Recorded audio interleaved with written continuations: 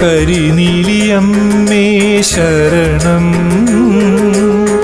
കരിങ്കുട്ടി സ്വാമി ശരണം, വിഷ്ണുമായ സ്വാമി ശരണം, ലാലൂർ ദേവസ്ഥാനമേ അഭയം.